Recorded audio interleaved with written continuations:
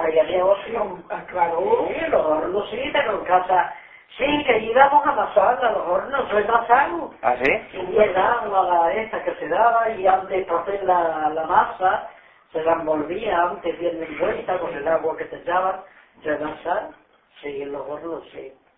Sí.